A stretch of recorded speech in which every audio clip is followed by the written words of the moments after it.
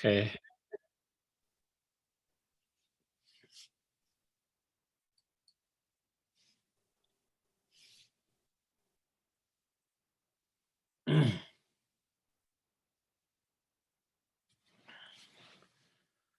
So maybe before we do the refuge and bodhicitta prayer, maybe we'll try to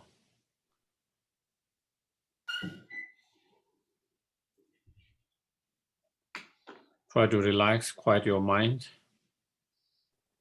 by watching the breath mindfully.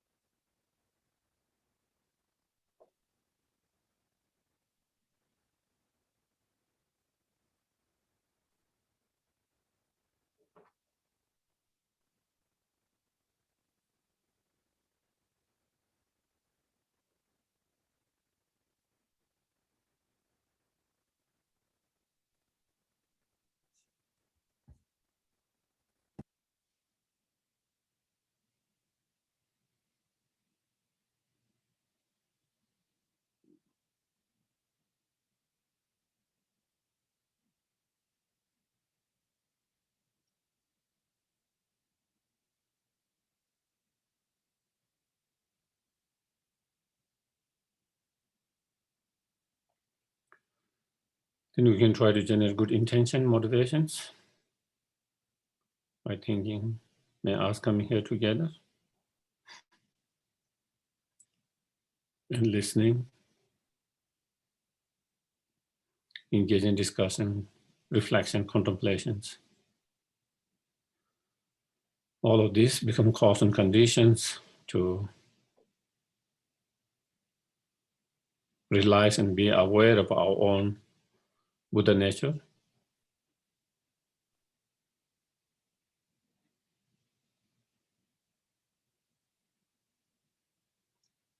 And with that awareness and realizations, may we be inspired in our practice.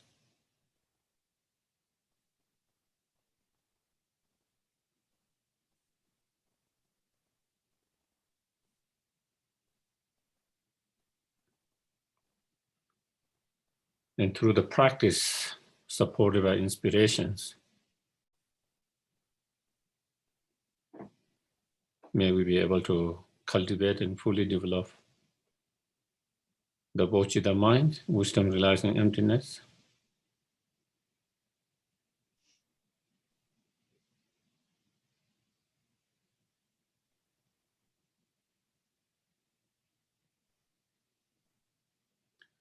and then with that foundations, may we be able to practice perfect and complete all the bodhisattva practice, such as 6 perfections or 10 perfections.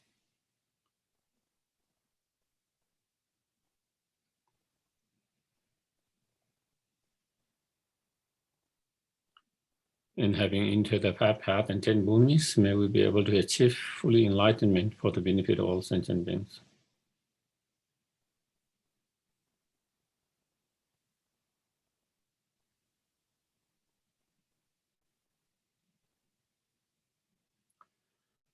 So we can guide and liberate all sentient beings from their old suffering, cause of suffering, to ultimate happiness of enlightenment.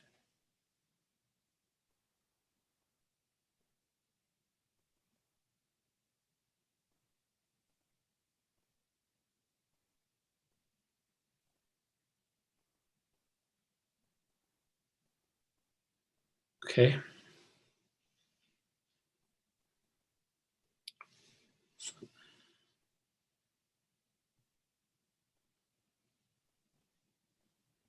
I go for refuge until I'm enlightened to the Buddha, the Dharma, and the Supreme Assembly. By the merits I create to relation to the Dharma, may I become a Buddha in order to benefit all sentient beings.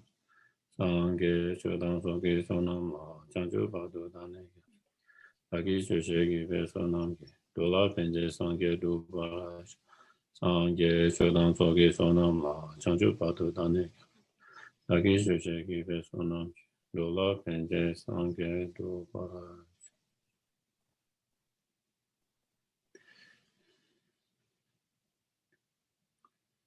Want to do, okay. So we just started the Praise to Dharmadhatu by Nagarjuna last week, and again, you know,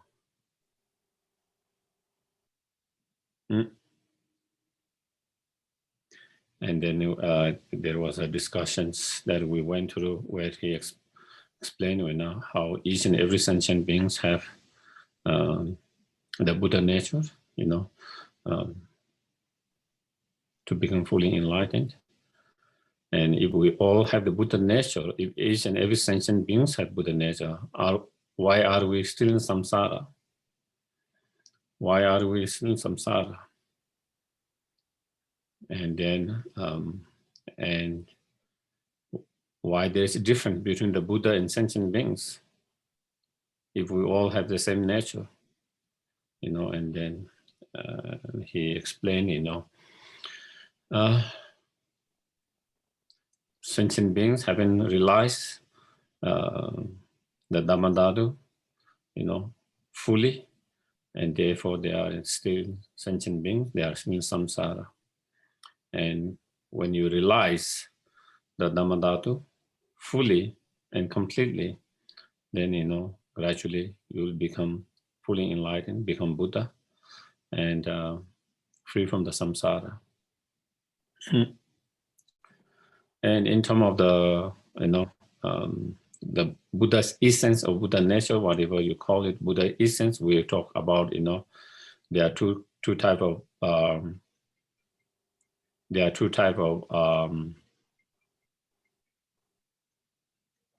Buddha essence or nature, and naturally Buddha essence and developing Buddha essence, and we talked about that a little bit last time, and developing Buddha's essence is, from the Sutra point of view, is our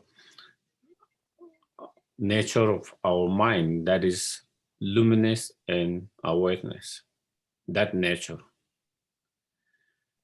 That the nature of our mind, that is merely just being luminous and awareness, that nature and Buddha's mind nature, which is luminous and awareness, there's no difference in that. And because of that, therefore our mind has the potential to transform into dharmakaya wisdom. It has the potential to become transform into dharmakaya wisdom, because that in that nature, that the mind that is being luminous and awareness, it is not being diluted and polluted in that nature. And because of that, on that level, there's no difference between that nature of our mind and that nature of the Buddha's mind. And that is what that is why our mind has the potential to transform into dharmakaya wisdom, and become and then the ultimate nature of our mind, that is the ultimate nature of our mind is, free of inherent existence, empty of inherent existence. And the Buddha's ultimate nature, the ultimate nature of the Buddha's enlightened mind, also there's no difference. That is also empty and free from the inherent existence. And again, from that nature, there's no difference at all. The ultimate nature of our mind and ultimate nature of the Buddha's mind, there's no difference at all. They both are free and empty of inherent existence. And because of that, again, our ultimate nature of mind has the potential to transform into, naturally, the natural dharmakaya, natural dharmakaya, So it has the potential to become natural dharmakaya, wisdom dharmakaya and natural dharmakaya. And so because of that, then that is why enlightenment is possible, because of that. So I think,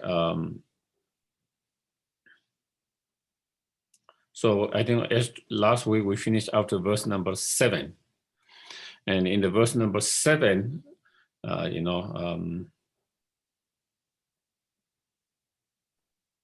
it gives a, again, if we had the Buddha nature, why we are still in samsara, and then and the examples, the light and the vase, So if the light is in the vase and it's copper, most people would not see the light, even the light is there. Just like Buddha nature in there, most of the sentient beings cannot see it. But if you make one hole into that vase, then you will see little light, And if either you make two holes, or you make that hole bigger, then you see more light. And again, you make that hole bigger or more holes, you see more and more light. And then come at the end, if you destroy the vase completely, then you will see the whole light pervading the space. In the same way, at the very beginning, just like opening the small hole at the very beginning, before we opening the hole, before, sentient beings do not have realization of that Dharmadhatu, that the ultimate nature of our mind, unable to see that. And so that is, even though it is there, unable to see it. And then, like just small hole, then through reasoning, logics, with the concept, you have understanding of that. And again, as you meditate on that, reasoning, logic, and it's still a concept, you continue to meditate again and again, and eventually you will be able to see, it's like the hole being bigger and bigger, seeing more light, then you see the Dharmadhatu, the ultimate nature of mind, directly, without any concept, directly. Even then, you haven't seen the whole light, like in the space, equally. Still, and through the path of, seeing and path of meditations, then you started to put antidotes to the subtle obscuration, the subtle afflictive emotions, stages by stage, and then at the end, the Vajra-like concentration. With that, then you destroy the very most subtle obscurations, and then you see the Dharmadhatu, the ultimate nature of mind, fully and completely, without any obscuration, any slightest obscuration, just like that vase has been completely destroyed. And so through that, then you can achieve enlightenment, and that's when we achieve enlightenment. So I think that is where we kind of, after verse number 7 was that.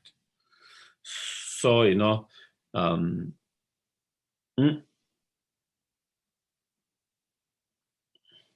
so if our Tathagata Garbha, or the Dharmadhatu, or the Buddha nature is there, and because it's being obscured by the afflictive emotions and other obscurations, and therefore we are unable to see. But if we apply the antidote, if we put the antidote, then if it can be clear, those obscuration be clear, as it explained with the vase, example of the vase and the light inside. If it can be clear all these obscurations, it sounds like that Dharmadhatu is changing, and therefore, it sounds like it's Dharmadhatu changing, and therefore there's arising and ceasing and all of that. And then here he's saying, even though when you apply antidote and you can overcome all afflicting emotions, but the Dharmadhatu itself has no rising, cessations, all of that. And so that is where it says in next verse, unarising is the Dharmadhatu, So Dharmadhatu, does not arise by depending on its preceding cause and conditions. Dharmadhatu has always been there. Always been there. It's not something like flowers.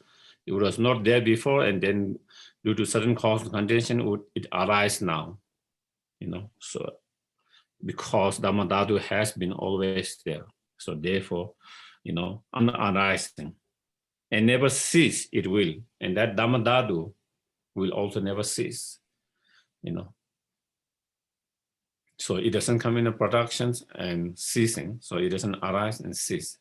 And that Dharmadhatu continue, the delusions will cease. The delusion will cease, but the Dharmadhatu will not cease. And again, we'll talk about Dharmadhatu in terms of, natural Dharmadhatu and developing Dharmadhatu. And both of them, they do not cease. They both continue. Both of them were from the very beginning, less, always been there. It has always been there. And so because is that, so it is what is saying that we can rely on them. Something which is changing all the time, coming and going, is unreliable. But it is something that has always been there, and it always continue to be there. So therefore, you can totally rely and trust on Dharmadhatu, unlike like the delusions. Delusions comes, goes, and those state of minds. So, never cease, it will at all time without afflictions, stainless through beginning,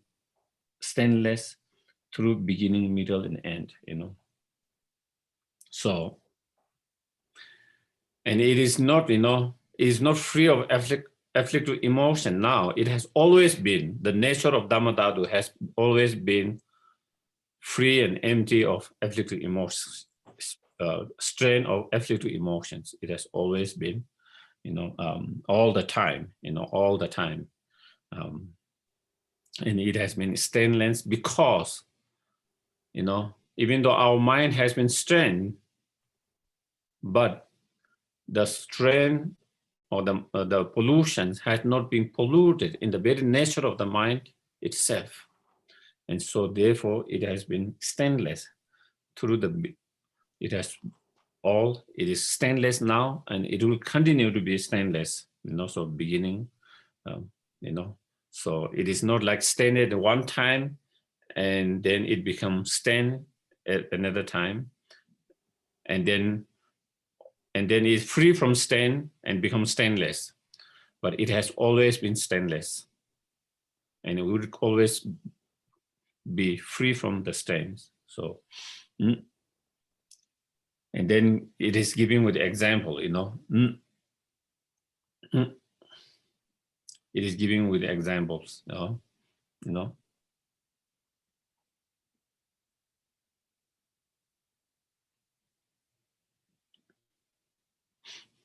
If it's stainless, if it has been stainless always, if it has been always stainless, it has been, then how come the sentient beings most of the sentient beings are unable to see that? How come sentient beings are unable to see that? How come sentient beings are unable to be aware and realize that? And then again, giving with the example why sentient beings are unable to be aware and realize so far, because even though it was stainless, but it has been kind of it has been obscured, So a blue beryl, that precious gem, is luminous at any time, you know. So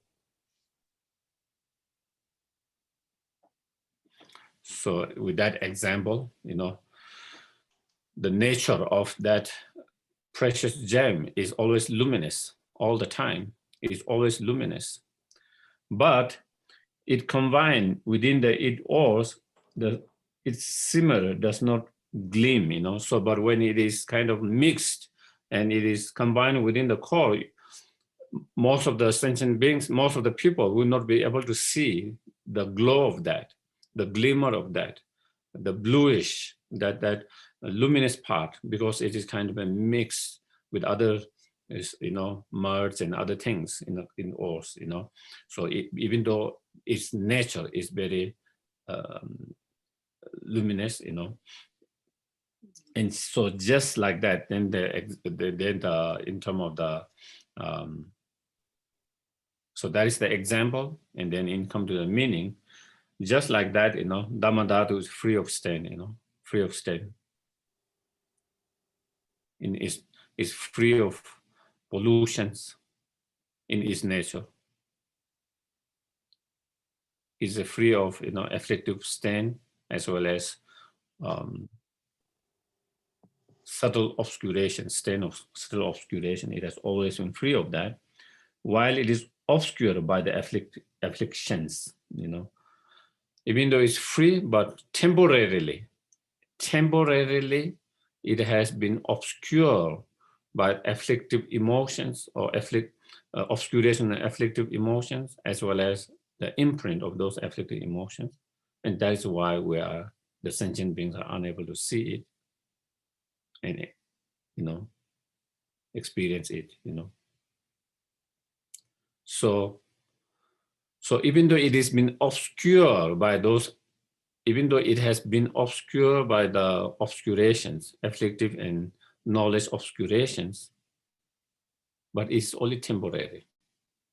It's only temporary. So that is another important point that we always have to remember, you know.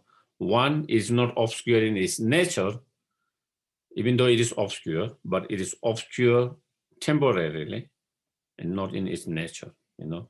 And so therefore, in samsara doesn't shine, it lights, but in nirvana, it will beam, you know. And so therefore, while in samsara, you know, due to that obscurations, then it is unable to shine, and therefore, but it is, the luminous is always there, but because of that obscuration, the sentient beings, while those who are in sentient beings who are in samsara, they are unable to see that shine, the light, you know. But when you free all those afflictive emotions, when you free those afflictive emotions by applying the antidote, and when you achieve the nirvana, then you will be able to see the light, the luminous of that Dharmadhatu, the stainless, luminous Dharmadhatu. Then one will be able to see completely the full light, full luminous at that time. One achieve nirvana by when we clean, when we clear all the obscurations, you know, just like that gem, you know, is in ore with the mud, and when you clean it, and when you, you know, you take from the ore, and then you you take all the muds and dust and everything, and that you clear that, then you will be able to experience and see the luminous, bluish, glimmering light, you know, and similarly like that.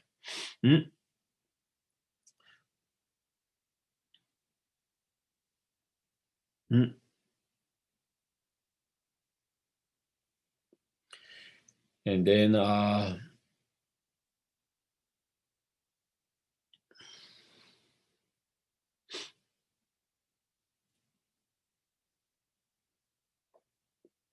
so if we have the Dharmadhatu, the Buddha nature within the sentient beings, you know, within the sentient beings, what are the good qualities and what are the having that, and what are the problem, what are the faults if we don't have that Buddha nature, what will be, if we have Buddha nature, what are the advantage, and if we don't have the Buddha nature, what are the disadvantage, so it's kind that then it is explaining that, if the element exists through our work, we will see the purest of all gold. Without this element, despite all our toil, nothing but misery will produce. So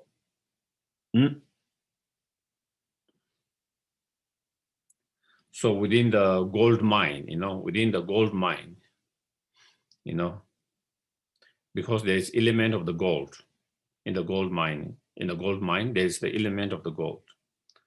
And because there is element of the gold, if you dig, whatever kind of technology, old, new technology, then you will be able to find the gold, you will be able to find the gold, and you will be able to utilize that gold, fulfill your needs, But if in that area, if there is no element of the gold, you can dig and dig, and you can mine for days, weeks, months. You will never find gold. You will never find a gold, and you will never be able to fulfill your needs.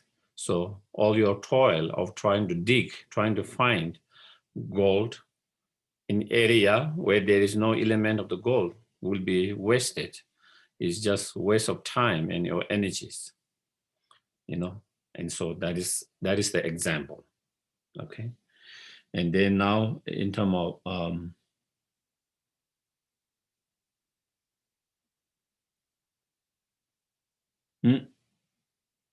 that's one example.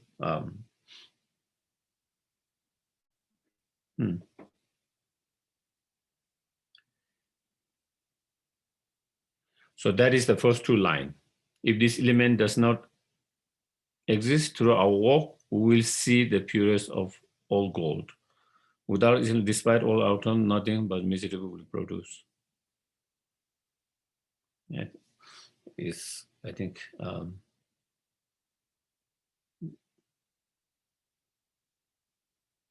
it's slightly different in Tibetan versions in the last line.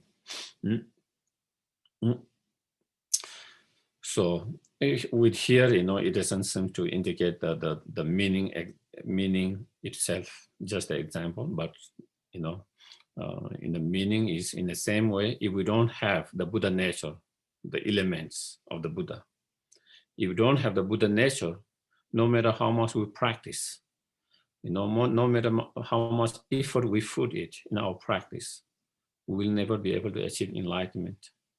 All our practice, all our meditations, all our effort will be wasted, meaningless.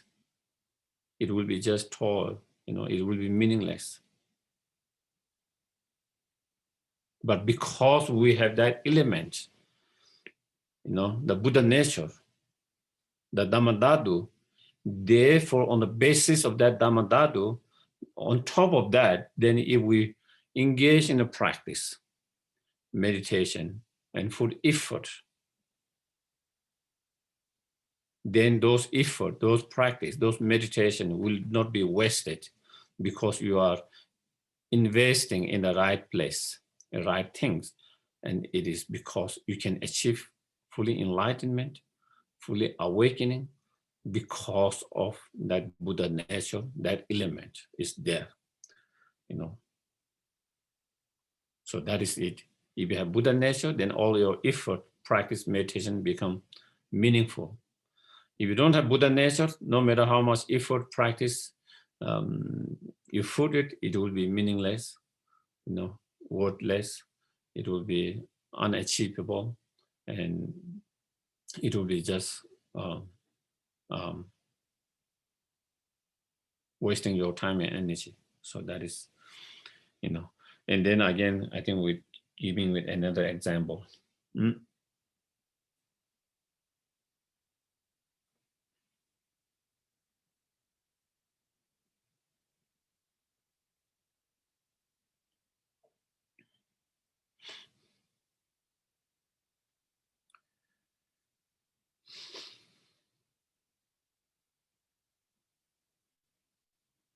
And then in one of the,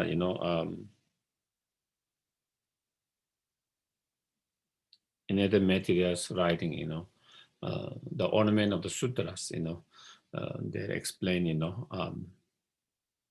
the sign of having certain Buddha natures, that, certain, that someone can observe, about that kind of Buddha's element, the Buddha's essence and Buddha natures by observing individuals, um, and it says in some of the signs are, someone having a very strong compassion, very strong natural compassions, someone having a, very unshakable, very,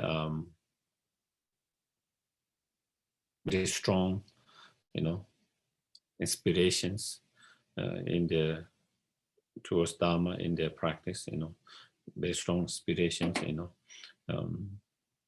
someone who has a very strong practice or naturally, being very patient, mm, and engaging in the virtues all the time, those are some of the signs, that one can observe that someone has that kind of,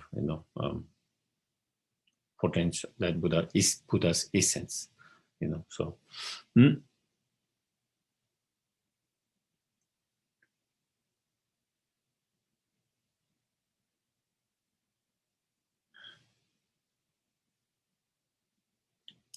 And then if we have the Buddha's, if the sentient beings have the Buddha's essence or the Buddha nature, then are they really Buddha? So even though they have, even though even though sentient beings have the Buddha nature, the potentials, the essence of the Buddha, but they are not real Buddha itself at the moment. That is according to our kind of, explanations or from our lineage. In some other lineage, there might be slightly different explanation on that. Some will say we sentient beings are already Buddha. You are just not aware of that. So there is slightly different way of presenting it. But here from our presentation from this lineage, then we don't say the sentient beings are Buddha, but they say the sentient beings have the Buddha nature, the essence of the Buddha, the Dharmadhatu, but they are not actually Buddha at the moment, so.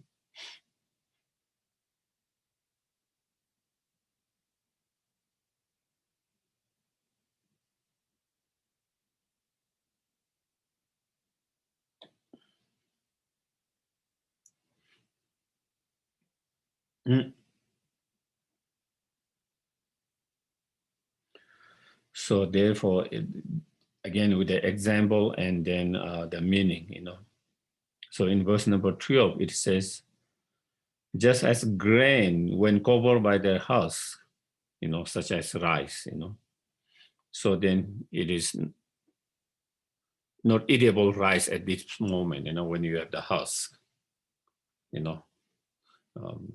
so it is not eatable rice, are not considered rice that can be eaten, So why? Because, even though inside the husk, it has the rice that is eatable, but until you clear and clean that, it's not actually eatable rice.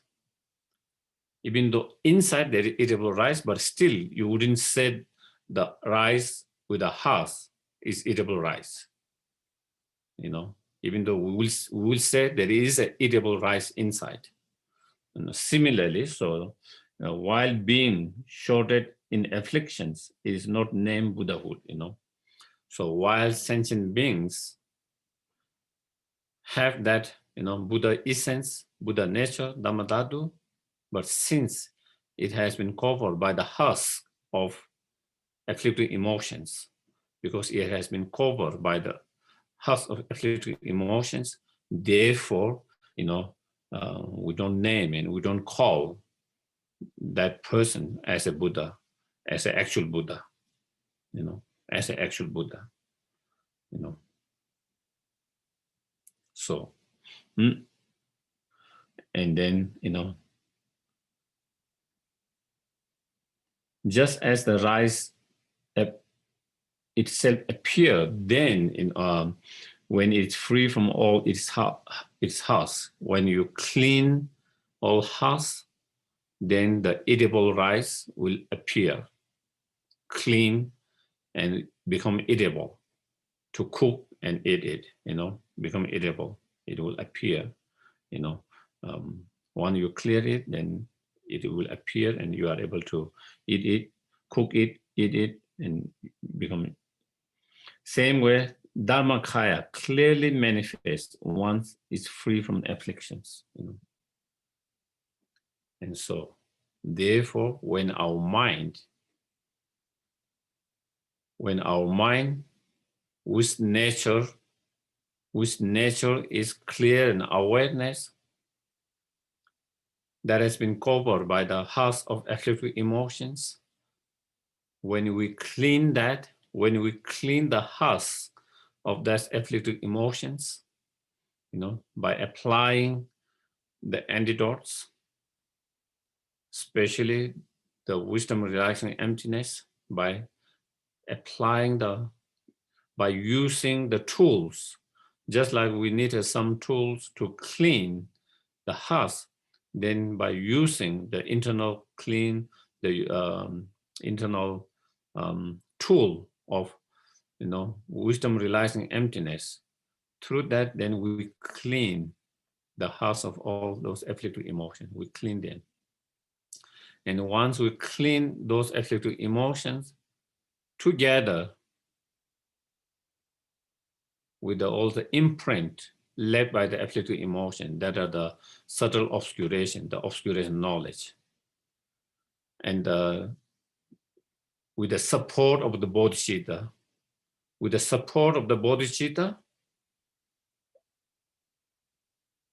the wisdom that is being supported by the bodhicitta, with that, then we clean and clear the house of all afflictive emotions, not only afflictive emotions, but also the imprint led by those afflictive emotions that give rise to appearance of inherent existence, which are the subtle obscuration.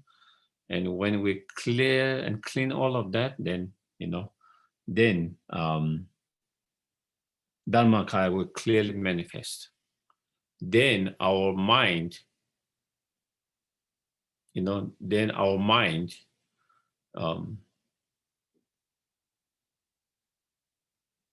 that has been free from the beginning, free in its nature, free from all those afflictive emotions, and that is luminous and awareness that will fully manifest as a dharmakaya wisdom. It will fully manifest clearly manifest as dharmakaya wisdom. And the ultimate nature of that mind will fully manifest as a natural dharmakaya. So our mind will manifest clearly as wisdom dharmakaya in that moment. And then the ultimate nature of our mind will clearly manifest as the natural dharmakaya.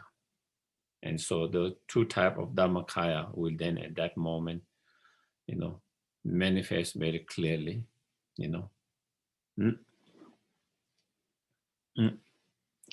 And that dharmakaya is not being kind of, cultivated newly. It has always been there, but now is clear of all these husks of afflictive emotions and obscurations, and now it is able to manifest and clearly, and we are able to see it clearly in that way.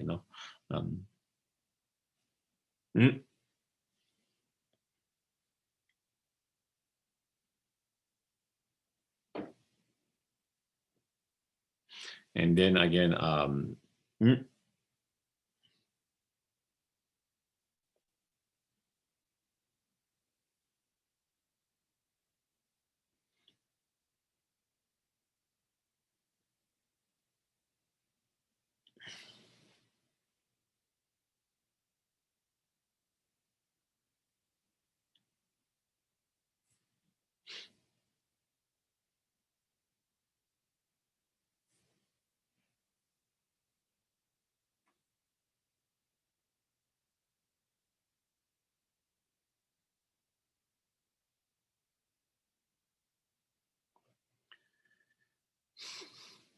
So the next is,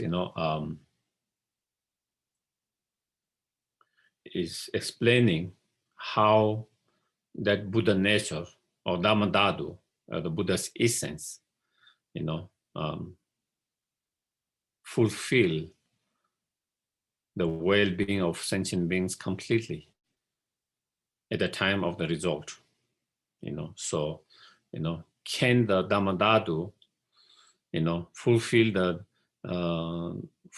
the well-being of sentient beings from the very beginning, or will it be able to fulfill the well-being and the needs of all sentient beings completely at the time of result? And so here is explaining,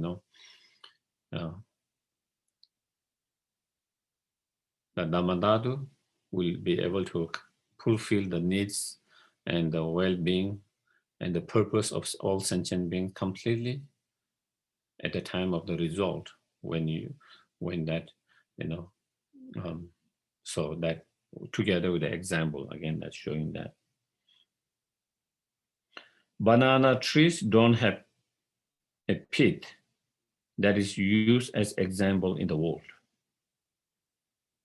but their fruit, their very fit in all their sweetnesses we do eat, so he's saying the bananas, once they produce what they call the stem, the stem of the banana, with the one stems banana, they produce banana, and then that same stem does not produce banana anymore next time. You have to cut that stem. New stem will grow, and then it will produce the banana, but same stem, once one of those stems produce the banana, then it does not produce anyone. And so therefore, once it's produced, therefore it's called like, without pit, kind of without essence, because it cannot produce same fruit again and again, But so that is why in the world it's known as it is without essence, without pit. You see that example very often in a different, like teachings. I think, in the Shantideva's Guides the Bodhisattva Way of Life, I think in the first chapter, I think so, when they talk about the benefit of the bodhicitta, and again, the example of banana tree and other trees are given, it says the other virtues are like, banana trees, banana, can you say trees? Yeah. It produces the result and then it doesn't produce the result next time. Whereas like the trees of, apples, it continue to give fruit year after year for many, many years. And the virtues that is created by or motivated by bodhicitta is like that, one can enjoy experience the result of that virtues, not just one time, many times again and again and again, so that give example. So you see that a lot of Buddhist classical texts, you see the example of banana tree in that way. Many also sometimes you see also example given like dedications, why we need to dedications and all of that, also similar like that. So that is, so even though the stem itself is known as without pit or essence, but from that essenceless plant or stem,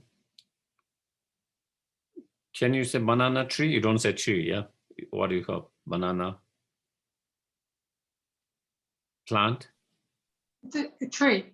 Tree, yeah, okay. No, it's not a tree. Okay. Small tree, but a tree. Okay. So from essenceless banana tree, it grows banana which has essence, in a sense, sweet essence that we can experience, we can enjoy, we can use it, So that is similarly, And so in same way, just so like that. So that is example. So when the samsara without pit, So again, samsara again, similarly, samsara is the nature of samsara is a suffering. The nature of samsara is a suffering. So in a way, it is essenceless, Or in other ways, in samsara, there is so much suffering problem, with the sickness, aging, and so many sickness, aging, death, and so many other sufferings, so many sufferings, is samsara is a base of all the sufferings, samsara is the basis for all the sufferings, samsara is the ground for all the sufferings. Samsara is the cause for all the sufferings. And from that perspective, the samsara is essenceless. Samsara is without pit or essenceless. Is released from the affliction pill, its fruition, Buddhahood itself turned into nectar for all beings. But even though samsara itself is essenceless, but if we utilize this samsaric existence, this samsaric life, to practice the dharma, to practice the path, and to cultivate all the realizations, especially the realizations of the wisdom, and then together with the bodhicitta, then we peel the, we kind of peel the skin of all the afflictive emotions and all the obscurations, by peeling up the skin of all the afflictive emotions and all the other subtle obscuration, all the obscurations, then one will experience and enjoy the fruit inside that skin, sweet skin, the banana, you peel the skin and then inside there's a fruit, sweet fruit. Same way, by peeling the skins of all the obscuration or afflictive emotions and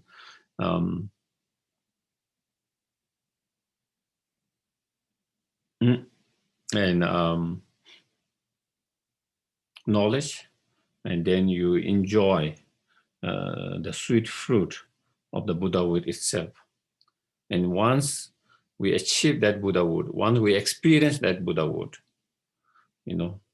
once we experience that fully awakened state of the Buddhahood, then, in all turn into nectar for all beings. Then, we become source of, then one become, like the nectar to all, nectar is something that when you use it, then it relieves the suffering of, it give you it clear the suffering of death, give you deathless state.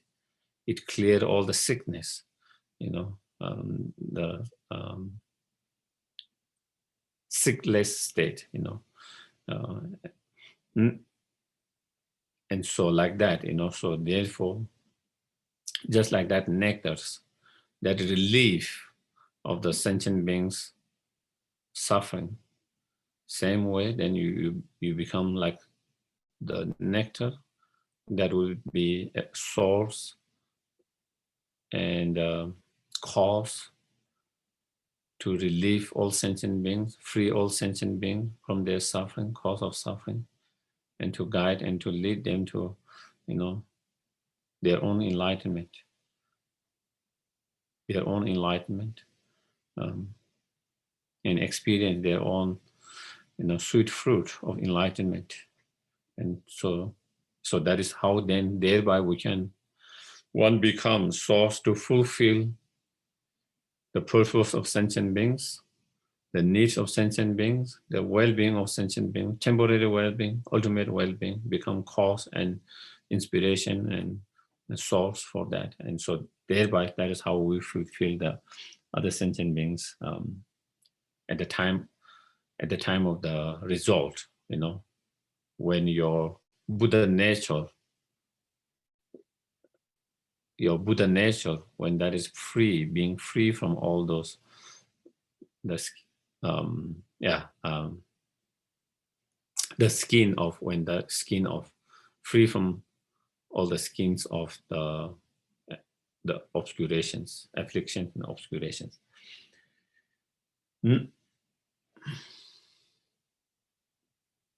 And through the Buddha's activities, then you benefit sentient beings. Through the Buddha's activities, and then in a Maitreya's ornament of clear realization, then it talk about 27 different Buddha's activities, different Buddha's activities to help and benefit others. And again, also in Maitreya's sublime continuing,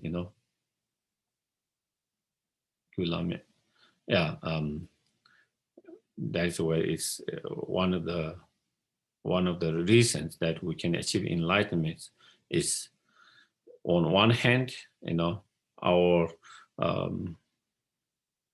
the ultimate nature of our mind and ultimate nature of the Buddha, there's no difference.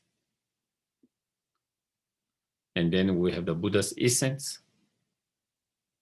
And then there is also, enlightenment activities, radiating. And so from our side, we have the Buddha nature, right condition from our side. From our side, to support that, then there is it's like we have the seed, okay, that has been planted in the ground. Then not only there's a seed being planted in the ground, then there is a support of rain and the light, the heat. So when there is a support of light, heat, rain, and then we have planted a seed, then it will grow. It absolutely grow, There's absolutely grow. Similarly, we have the Buddha nature, the Buddha seed, and then like the rain, the light, heat, there is the Buddha's activities to help, benefit, to guide, to inspire, and together with all that come together, then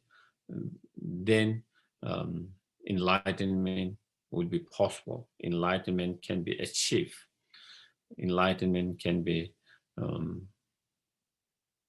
obtained. So that's so similarly. So that.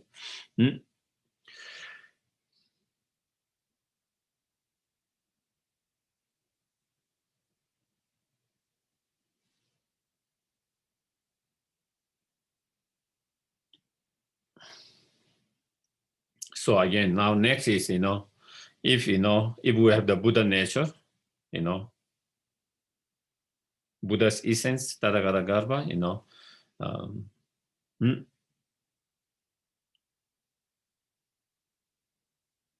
the potential to become fully enlightened, then, can that be, Buddha or enlightenment by itself, by itself, without depending on other causes, such as accumulating to merit and so forth. So, can we achieve enlightenment because we are Buddha nature? So therefore, without doing other things like accumulating to merit and so forth, can we achieve enlightenment? It's possible. And then it is saying it's not possible. Even though we have the Buddha seed, to actualize that Buddha seed, then we need and the support of other practices such as accumulating to merit, or creating two collections, the collection of wisdom and the collection of merit.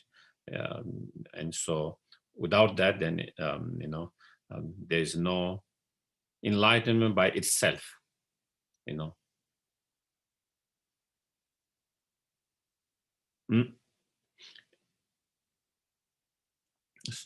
So, and then again with the example, giving with the example. So then this is this basic element, which is the seed, is held to be basis of all dharma. Through its purification, step by step, the state of Buddhahood will be attained.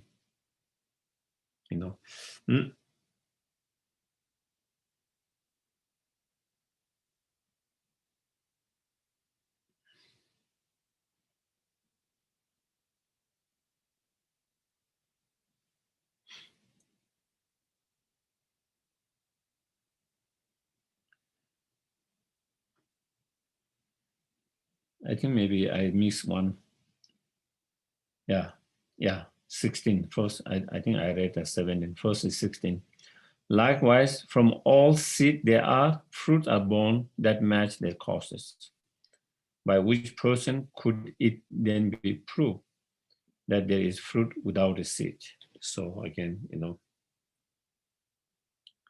without the seed, there's no fruit. If you want a banana, then you have to plant banana seed, tree, plant. Without that plant, there is no fruit of banana. If you want to have apple fruit, then we have to plant apple seed, apple plant. In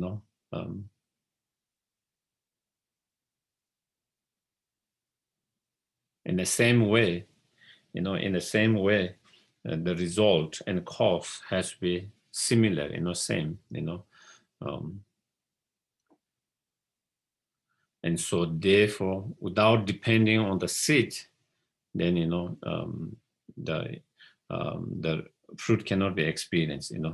And not only it has to depend on the seed has to be similar to the result. Without that, it's not possible. And this basic element, so the Buddha nature, the Buddha nature, or the Tathagata Garbha, the Buddha's essence, which is the seed, is held to be the basis of all dharma. So it is the basis of all dharma. Because all the Buddha's qualities, all the enlightenment qualities, realizations, and all the Buddha's quality, the mind quality of the Buddha's enlightened body, the qualities of Buddha's enlightened speech, the qualities of Buddha's enlightened mind, all of those arise from that seed. All those Buddha's qualities, from arise. So it is the basis of all of those qualities.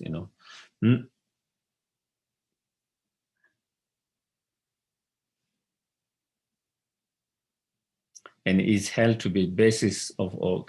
So that base, that is that which is seed, is the basis of all the dharma, all the Buddha's qualities. Through its purification step by the state of Buddhahood, one will attain. And by following, practice and cleansing and purifying all the delusions and obscuration, step by step, on the path, step by step, through 5 path, and 10 bhumis, step by step. Then we purify, we cleanse all of that, and then, then we can attain the result, the Buddhahood, that has all those qualities, all those qualities, enlightened qualities, that then we can achieve the 3 kayas or 4 kayas, that has all those qualities, and that is the nectar to all sentient beings. So, and again here, we have to purify, cleanse, overcome and abandon all those, afflictive emotions and obscurations. And the way we clean, the way we purify, the way we abandon is not like in one instant. It's not like one instant that you can purify all these obscurations in an instant, that you can cleanse and that you can abandon in a one instance.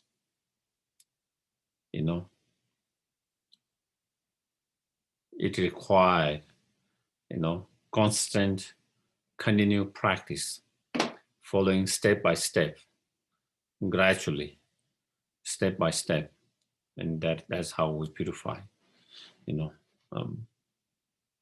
Just like when we clean, very very dirty clothes,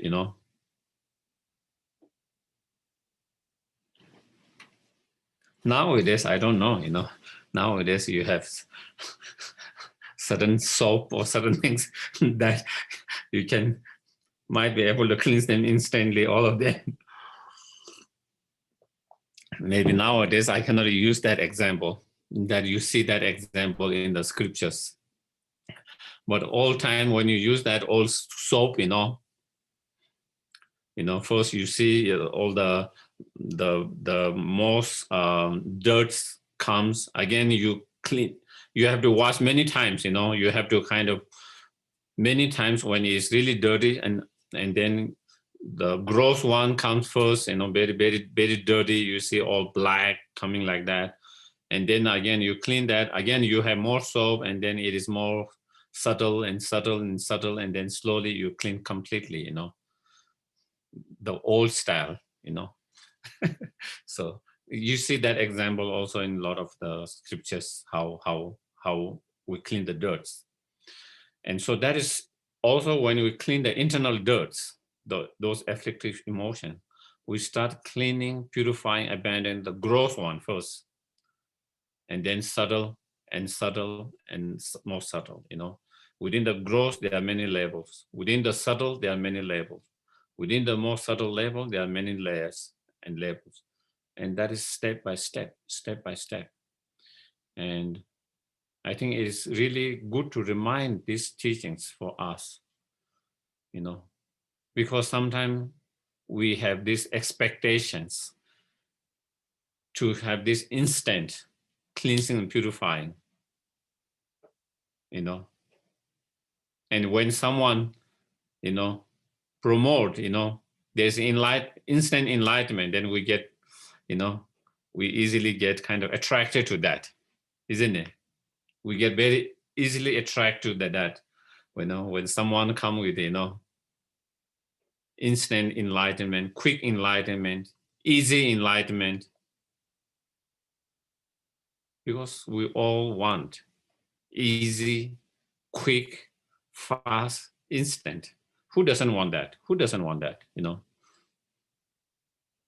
But as Nagarjuna says here, enlightenment doesn't come like that. It is a process, step by step, step by step. And that is here, again, the lumbering, the stages of the path, how, and that is why there is path and 10 bhumis. Each of the path, they deal with obscuration, more gross level of obscuration, afflictive emotions, and each bhumi deal with that, and so it is gradually, step by step, and so that is how we want to achieve enlightenment.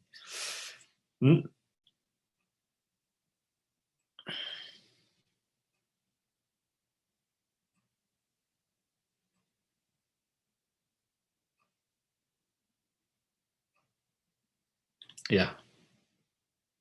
If there is an instant, without going through step by step, if there is an instant enlightenment, I'm sure the Nagarjuna will be one of the teachers who know that. you know, he will be the one who will be know that steps and that path, you know, and he wouldn't be saying his step by step. He will be saying purify instantly, immediately, you know. But so those are things sometimes we have to kind of really be aware and keep in our mind, you know, um, you know.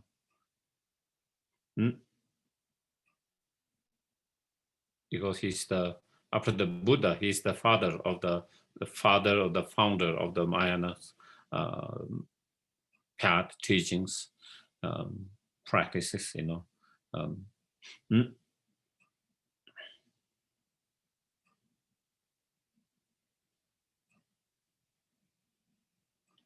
So if one cannot, if there's no enlightenment, you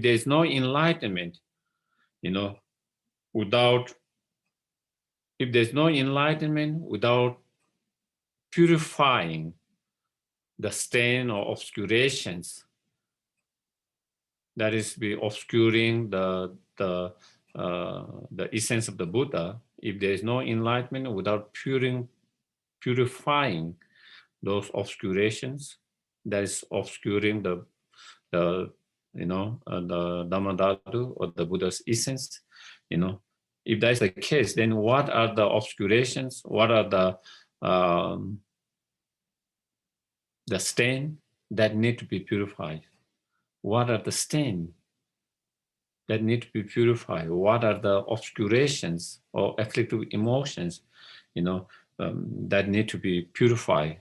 Because without purifying them, there is no enlightenment. As is mentioned, if there is no enlightenment without purifying them, so then what are the obscurations that need to be purified in order to achieve the enlightenment? And so the next one, together with example again, you know, one of the beauty of this text is, you know, all of them with the example, you know, comes with the different nice examples, you know.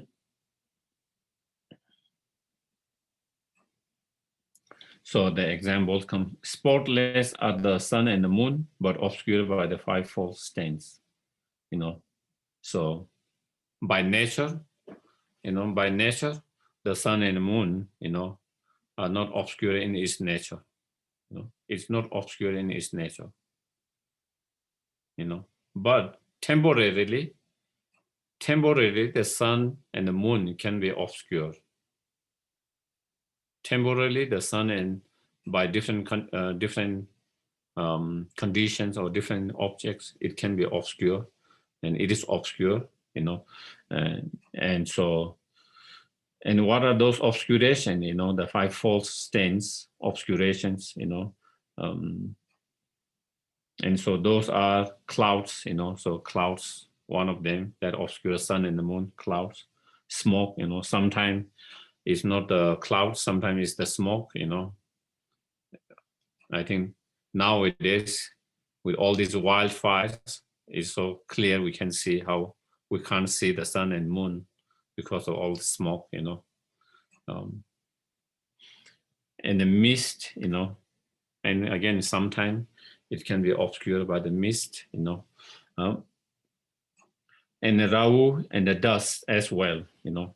And sometimes again, when there's too much dust, then again it can obscure. You can't see the sun and moon as clearly as normally you will see when it's totally without any dust, without any mist, in all of that. And Rahu is, I know, I think it's just you know, like sometimes we have ellipse, you know, ellipse, what do you call ellipse? You know, like sometimes, so because of the earth, you know, it obscures the sun and moon. So when we have that, you know, I think that is what. Eclipse. Can you say that? Eclipse. Okay, like for example, when it eclipse, you know, so that is when it obscures, you know, the sun and the moon, you know.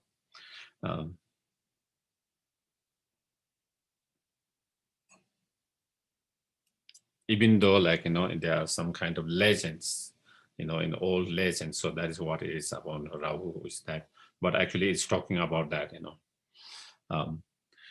Similarly, so then that is the example.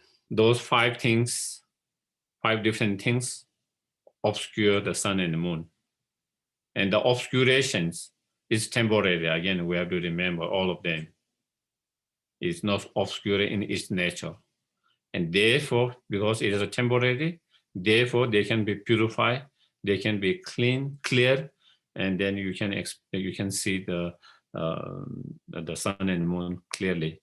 Same way, similarly, mind so luminous, just like the sun and moon by its nature is spotless. In the same way, the mind is so clear, luminous by its nature.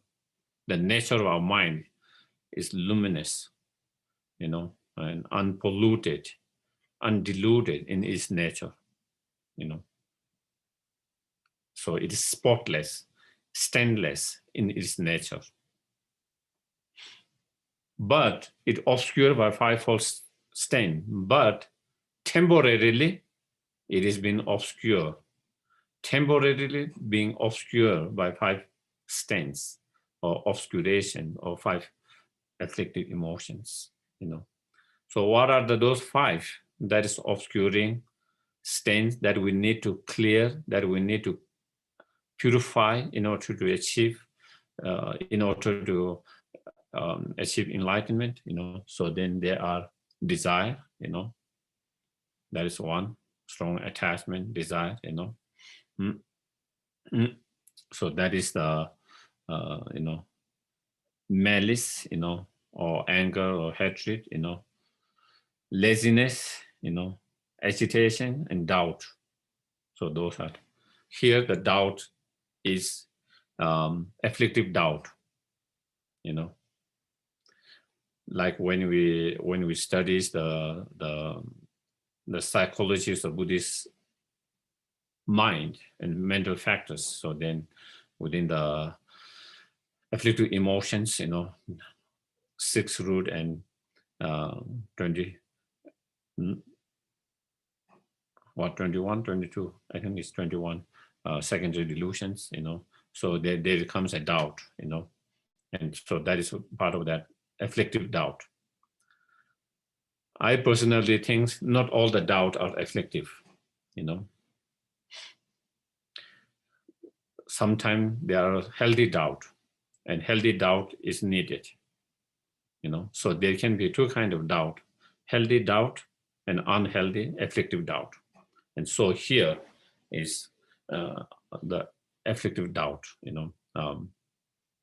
the way I understand the healthy doubt is, you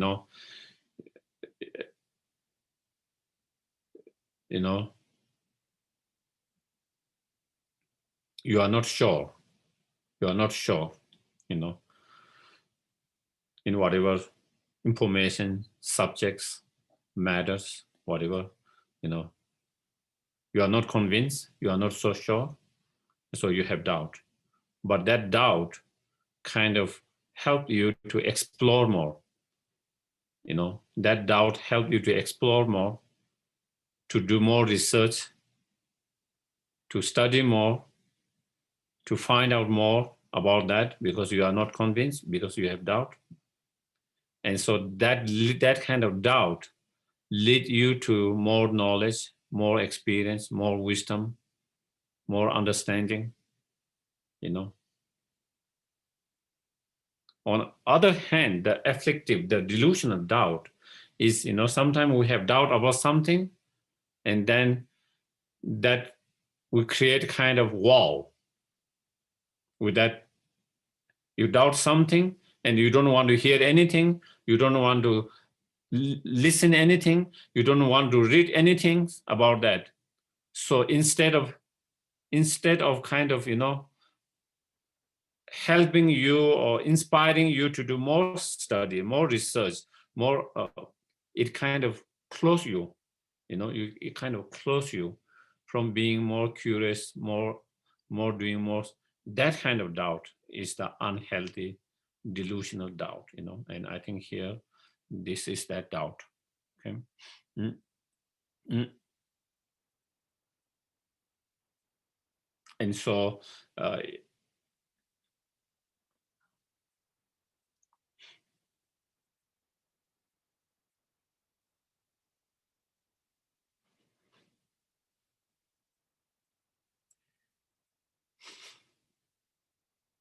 in some of the commentaries, they explain these 5 obscurations in relation to as being obstacles, interference for the development of the 3 higher training. In order to achieve enlightenment, we need to have the practice of 3 higher training.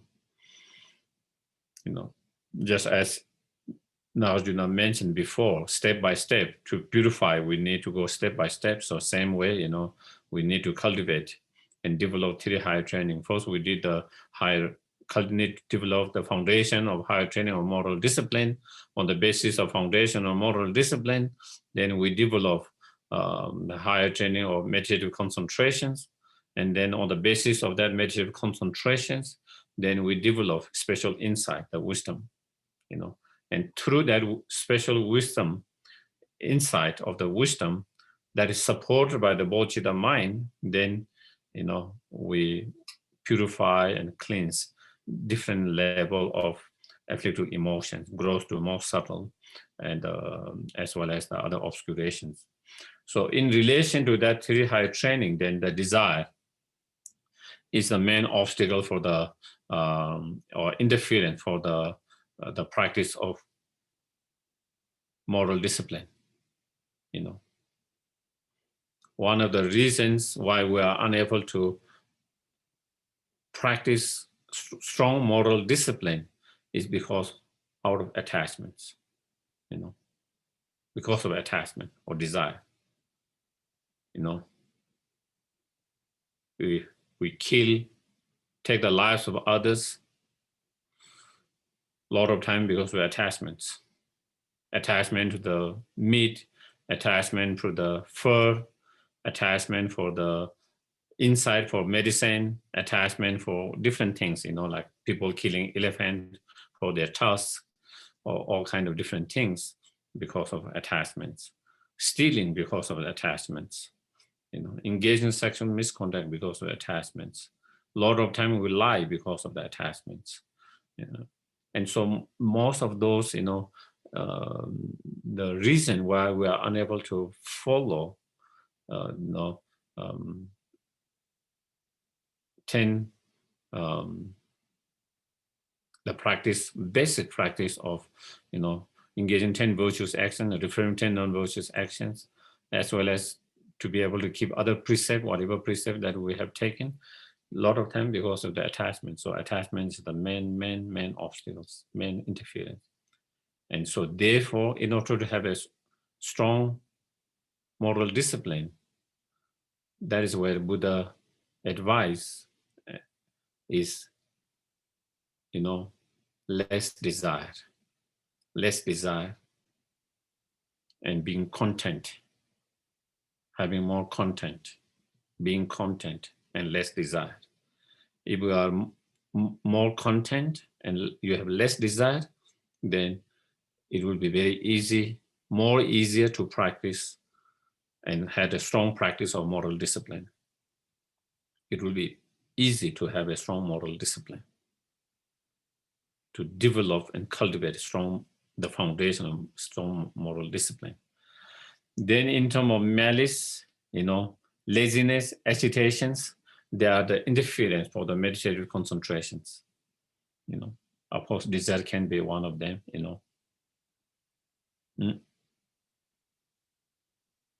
Because again, in order to develop meditative concentrations, of course, with laziness, I don't think we can cultivate meditative concentration at all. It's the main obstacles,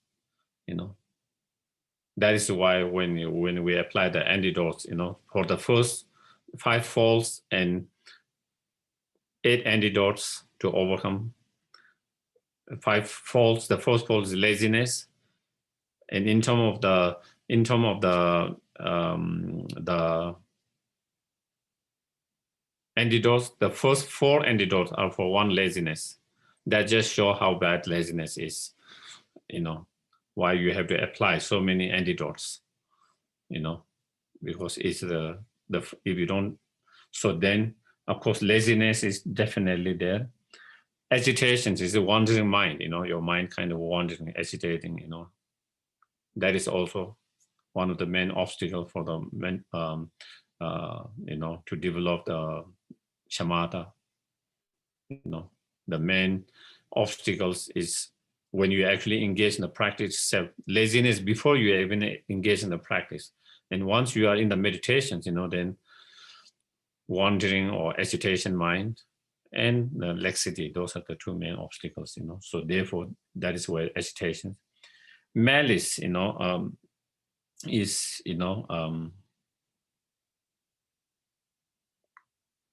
it can be also within that. It is included there. So when you are malice, then of course your mind will be disturbed. Your mind will be disturbed. If your mind is disturbed, then again you cannot concentrate, and therefore you cannot develop the shamatha. And so those, and then in the doubt, then the doubt is the interference for the wisdom. When you have the wisdom, then you have total ascertainment. Not two-minded convictions. This is what it is. And so doubt, that kind of, again, as I mentioned before, this afflictive doubt is the interference to develop that kind of wisdom. And so therefore those 5 obscurations are interference and obscurations to develop the strong practice of Tirihaya training, and therefore they obscure the our spotless, luminous, stainless mind, and therefore, from seeing, from achieving the fully enlightenment. So I think maybe, yeah. So we still have 5 minutes. So if anyone has any questions, any comments, I think maybe I might have seen there is something in the chat.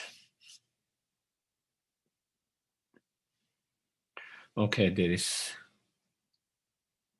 developing Buddha nature refers to the mind of sentient beings or conventional nature, luminous of the mind? Yeah, developing Buddha natures is referring to the sentient beings, that conventional nature of the mind, luminous and awareness. It is that. So as I mentioned, developing, that is the developing Buddha nature.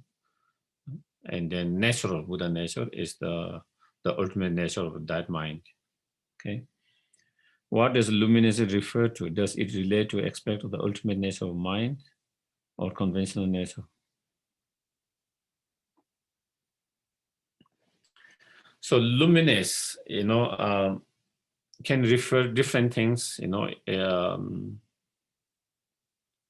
There is a slightly different explanation in Sutra and Tantra, according to the Sutra and Tantra,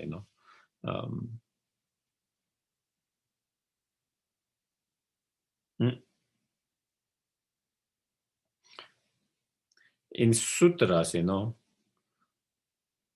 all the mind has that nature, all the mind mental have that nature.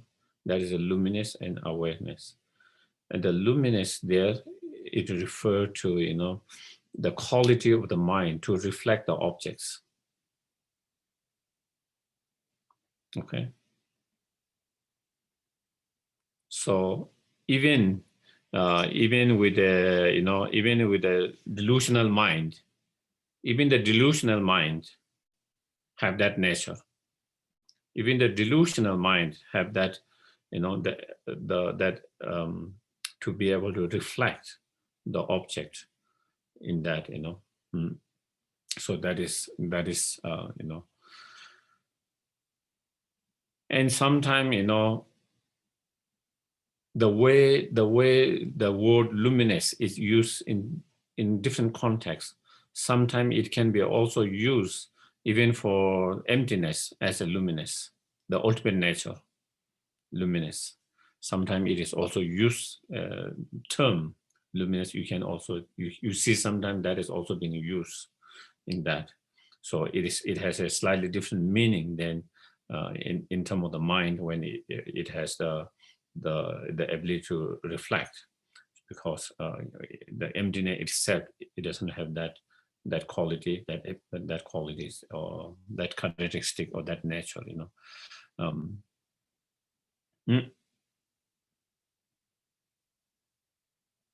And when you use that for emptiness, you know, because it is referring to the, you know, the nature of the ultimate nature of the phenomena is, you know, is always been empty of inherently existing from the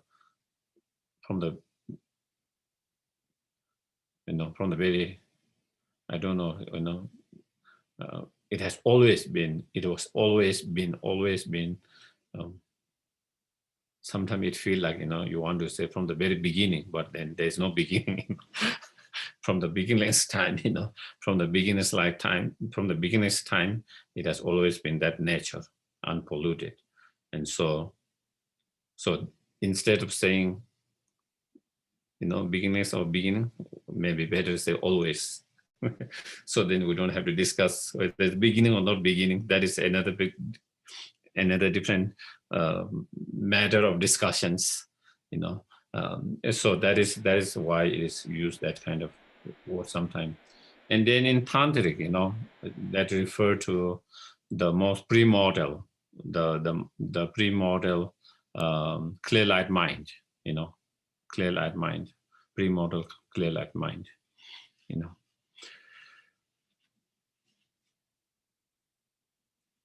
Because in sutra there is no concept of premortal clear light mind, you know, but in tantra there is that. So that is the more subtle mind. That is the more subtle mind that continue. Is Nagarjuna's meaning of Dharmadhatu same as the meaning of Tathagata Garbha taught by Maitreya and Sublime Continuum, or are they different? Yes, they are same, you know. Chewing, in Tibetan is chewing. Actually, Dharmadhatu more literally, you know, is emptiness, you know, emptiness.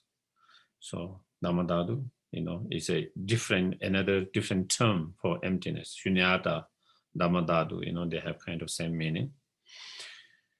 So when, again, in Maitreya's Sublime Continuum, when they say Tathagata Garbha, you know, so again, that Tathagata Garbha can refer to, you know, the emptiness, the ultimate emptiness or ultimate nature of the mind itself, or that premortal mind itself, you know. So it can refer to two things. But here also, you know, the Dharmadhatu, you know, sometimes it seems to if you are more precise, normally it is the emptiness. So that will be the ultimate nature of the mind itself. But also time to time, it also refers to the mind itself. So, you know, it keep on changing, you know. So therefore, I think, yeah, if naming things depend on many variables, then what happened to non-independent arising?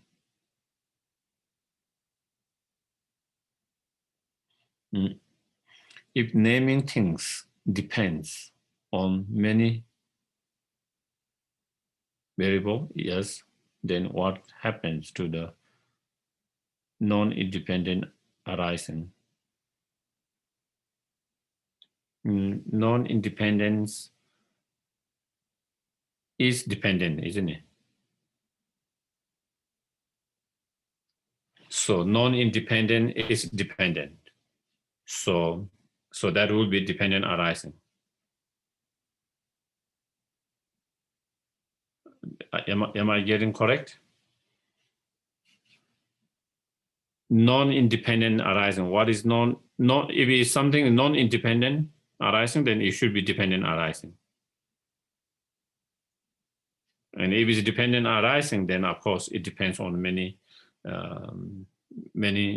factors, depending on what object it is. If it's a conditioned phenomena, then it depends on its cause, conditions, it precedes in cause and conditions. It depends on the part of that objects, different part of that objects, and as well as the mind, that on the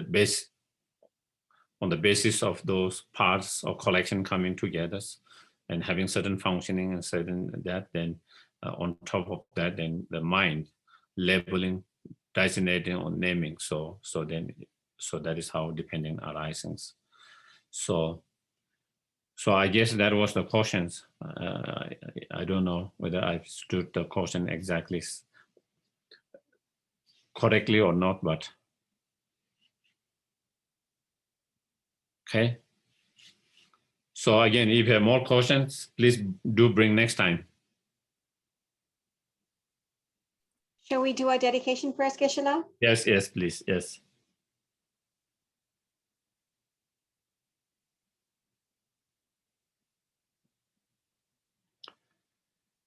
Gyawadi nyodo da lama sangye do joni do wa chi gyama le e sala ke parasho chanjo sem choren bo che ma ke pana ke gyo gyawa nyamba me ba kon le kon do pe wa sho.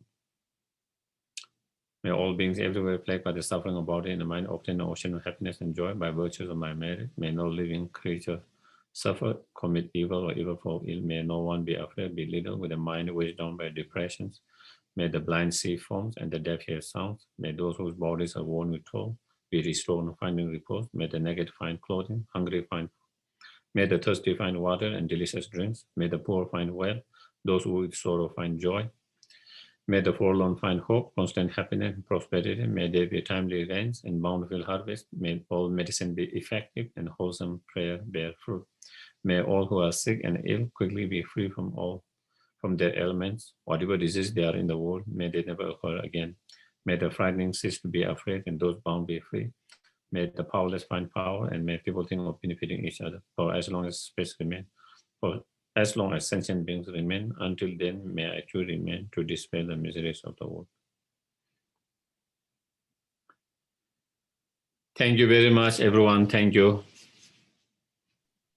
Good night. Thank you so much, Geshe. Thank you. See you next you so week. much. Thank you. See you. Thank you. Good night. Thank you. Thank you. Geshe, Thank you. Geshe. Thank